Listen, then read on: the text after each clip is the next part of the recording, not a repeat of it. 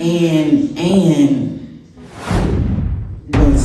was crazy. And he James car up and used to cut a hole in every one of James' shirts. Yeah, she did. And was scratching paper and was angry and was trying not to.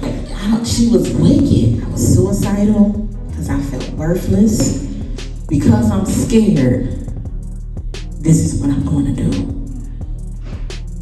And I gave in.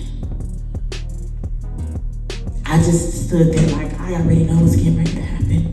But what I don't want to happen is I be one of these girls on the street or abused and beat up, and then why my mom looking for me and I never came back home. I did tall dude, and I'm just this little 14-year-old girl.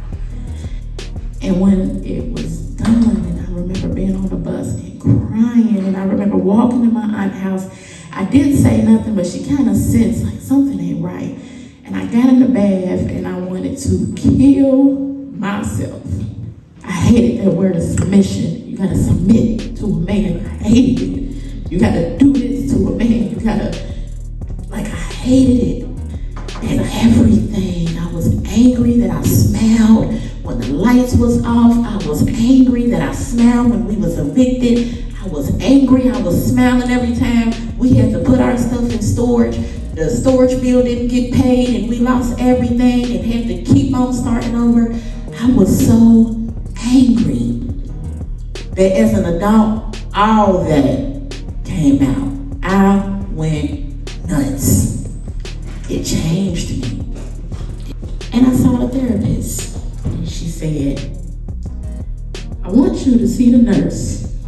So yeah, Prophetess Tiffany, who just has to be Tiffany sometimes, sees a therapist and is medicated. Because my depression and my anxiety from childhood traumas. All right, open it up. From self-inflicted wounds and traumas has depression and anxiety. How has those things shaped my adulthood? I'm seeing a therapist and I'm medicated. How has those things shaped my adulthood?